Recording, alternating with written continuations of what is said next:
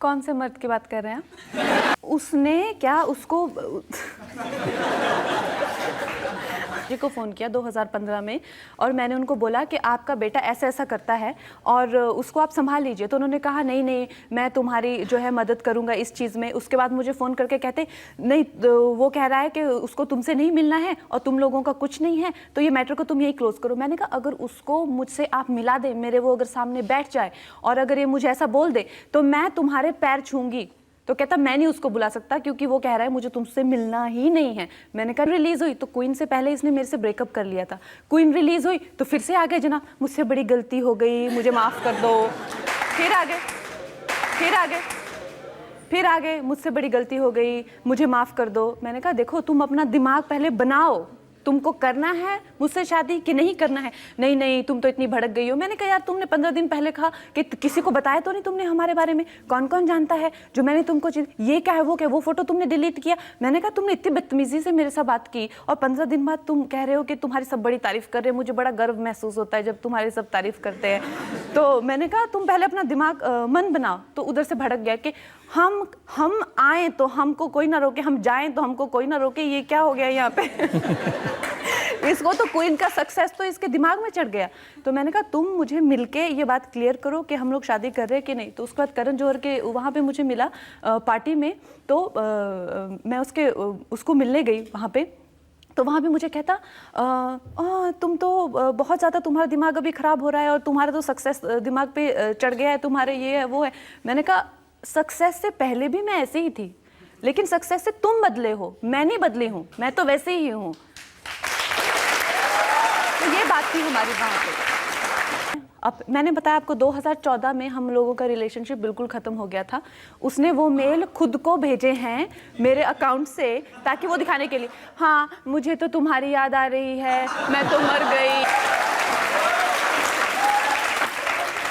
और मेरे दिमाग में प्रॉब्लम है, तुम मेरा इलाज करा दो, मुझे तो ऐसे इमेजिन होता है, मुझे तो ये था वो था। अरे यार तुम खुद को इतना ज़्यादा मतलब तुम क्या मेनका हो और मैं क्या मतलब वो क्या विश्वामित्र हो। तुम तो खुद अप्सरा बन गया, बना दिया एक मतलब इंसान जिसका खुद पे कोई वो ही नहीं है, वश ही नहीं है। ऐसा कभी क्या होता है? तो मैंने अगर मैंने आपको ये मेल अगर भेजे हैं तो आपने सबसे पहले को मेल आते रहे 1000 मेल आते रहे तो आपको 2 साल बाद याद आया कि 1 साल पहले मुझे 1000 मेल आए थे। एक लड़की जिसने 7 साल आपके साथ काम किया है, क्या आप उसको फ़ोन उठा के नहीं बोल सकते कि क्या तुम मेल करती रहती हो यार, तुमको कुछ काम नहीं है कि कोई और? नहीं, आपने वो मेल इकट्ठे किए, आपने उनकी फाइल बनाई, फिर आपने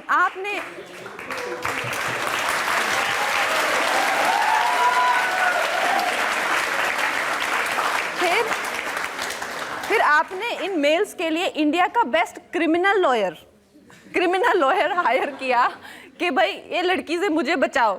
से आप ही के कहने पे लड़की आपको कांटेक्ट नहीं करती है, बात नहीं करती है, तो आपको बचने की जरूरत क्या है? ये तो आप दुनिया को बताना चाहते हो, दिखाना चाहते हो कि लड़की की मानसिक हालत ठीक नहीं है। तो ये लड़की कल को कहेगी कि ऋतिक रोशन ने तो मुझसे शादी का वादा किया था, तो प्लीज़ इसको मत मानना। नंबर 2 कल को कहेगी हमारे संबंध थे, तो ये तो है ही पागल। और नंबर 3 लेकिन उसका ये प्लान तभी फेल हो गया बिकॉज उसको पता नहीं था कि जिस फ्लॉप एक्ट्रेस के को वो डेट करता था वो क्वीन से स्टार बन जाएगी, तनु मनु से सुपरस्टार बन जाएगी और आगे उसकी इतनी बड़ी जर्नी हो जाएगी कि मुझे जो मेरी बात जो है कोई सुनेगा नहीं। उसने जो है अपना जो प्लान उसने फुल प्रूफ बनाया था कि इसको तो मैं पागल घोषित करके या जो भी है। सबसे पहले तो जिनको भी ये सिंड्रोम है, मैं किसी को भी यहाँ पे रिडिक्यूल नहीं करना चाहती, किसी के बारे में गलत बात उसको तो पता नहीं, जैसे कहते हैं ना बाप के पैसे से दिमाग उसका थोड़ा सा वो हुआ है। जितना भी मुझे उसने मेंटल इलनेस के लिए कहता है, ये जो भी सिंड्रोम यूज़ करता है, he should know these are real disorders, he can not use them for controversy के लिए यूज़ करता है वो अलग अलग सी चीज़ें। लेकिन मेरी बहन को अगर ये जो किस्सा वो बताता है, ये किस्सा है 2013 का, 2000 इसका। इतनी ही उसको दिक्कत थी मेरे से, तो मेरी बर्थडे पार्टी में फ्लोर पे लोट के क्यों नाचता था वो?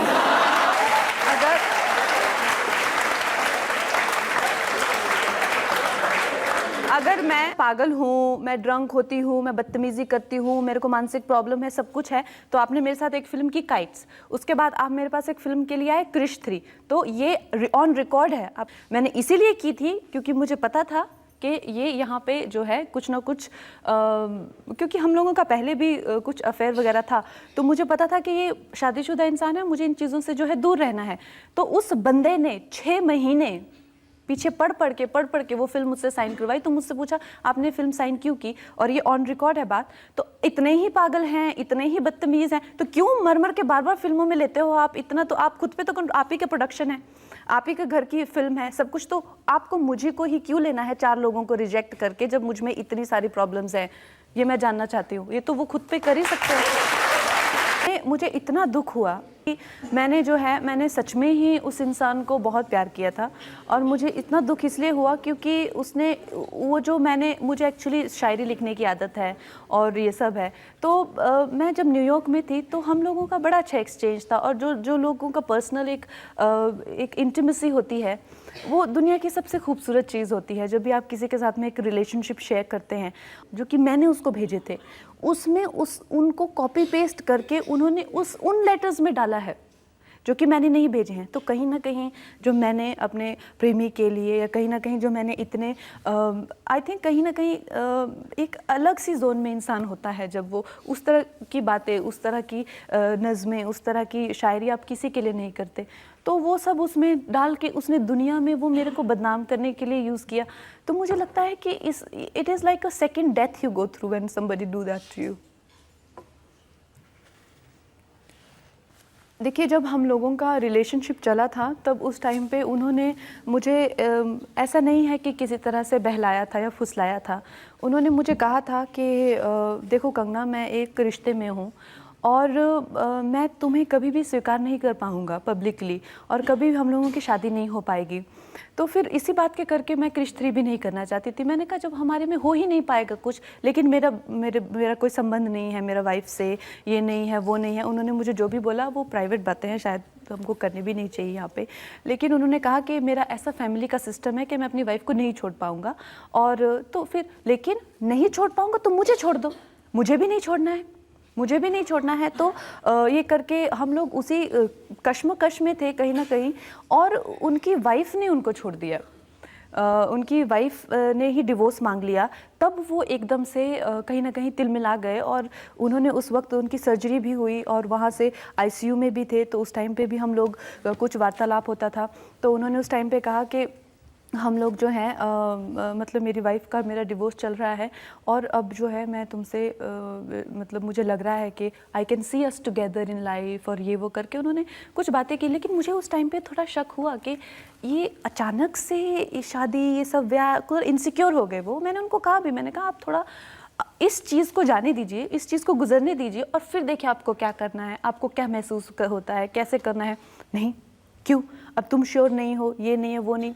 फिर हमारी बातें भी हुई उस पर। मैंने कहा मैं श्योर हूँ, लेकिन आपको श्योर होना चाहिए। फिर उसके बाद में हम लोगों का जो भी प्लान बना कि उनको 2000 आई थिंक 14 में, कहीं अक्टूबर में उनको डिवोर्स मिल रहा था, नवंबर में डिवोर्स मिल रहा था। तो उन्होंने कहा उसके बाद ही जो है मैं किसी तरह से तुमको पब्लिकली जो है एक्सेप्ट कर पाऊँगा। तो मैंने कहा ठीक है, लेकिन उसके पहले ही इन्होंने, मैंने कहा क्वीन जैसे 2014 मार्च में, उससे पहले ही इन्होंने मुझे किसी हीरोइन के साथ में, ये मनाली में शूट कर रहे थे, तो वहाँ पे उनकी अफेयर की खबरें आई। तो मैंने पूछा उनको, वैलेंटाइंस था फरवरी में, मैंने कहा आपने मुझे फ़ोन नहीं किया, कुछ नहीं। तो मुझे कहते कि फ़ोन किस बात का? मैंने कहा वैलेंटाइन है। तो कहते तो तुमको क्यों करूँगा फ़ोन? मैंने कहा मुझको क्यों नहीं करोगे फ़ोन, क्योंकि मैं तो तुमसे शादी करने वाली हूँ। तो कहते शादी वादी तो तुम भूल जाओ, तुमने किस किस को बताया है कि तुम्हारा और मेरा कुछ चल रहा है। तो मैंने कहा देखो ये तो बहुत ही तुम जलील वाली बात कर रहे हो। मैंने कहा ऐसे मत पूछो तुम, मैंने अपनी माँ को बताया है, बहन को बताया है, बाकी इससे कोई मुझे पब्लिसिटी तो चाहिए नहीं, तो मैं क्यों बताऊँगी किसी को। और जबकि तुमने कहा है डिवोर्स की बात है, कॉन्फिडेंशियल बात है, तो मैं क्यों बताऊँगी। तो कहता मेरा तुम्हारा कुछ नहीं है और भूल जाओ। तो ये बात है।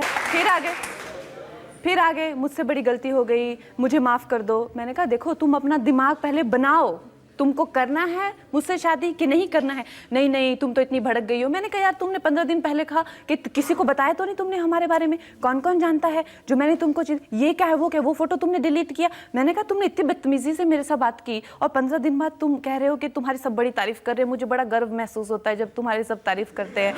तो मैंने कहा तुम पहले अपना दिमाग मन बनाओ। तो उधर से भड़क गया कि हम आए तो हमको कोई ना रोके, हम जाएं तो हमको कोई ना रोके। ये क्या हो गया यहाँ पे? इसको तो क्वीन का सक्सेस तो इसके दिमाग में चढ़ गया। तो मैंने कहा तुम मुझे मिलके ये बात क्लियर करो कि हम लोग शादी कर रहे हैं कि नहीं। तो उसके बाद करण जौहर के वहाँ पे मुझे मिला पार्टी में। तो मैं उसको मिलने गई वहाँ पे। तो वहाँ भी मुझे कहता तुम तो बहुत ज़्यादा, तुम्हारा दिमाग अभी ख़राब हो रहा है और तुम्हारा तो सक्सेस दिमाग पे चढ़ गया है, तुम्हारे ये है वो है। मैंने कहा सक्सेस से पहले भी मैं ऐसे ही थी, लेकिन सक्सेस से तुम बदले हो, मैं नहीं बदली हूँ, मैं तो वैसे ही हूँ। तो ये बात थी हमारी वहाँ पे।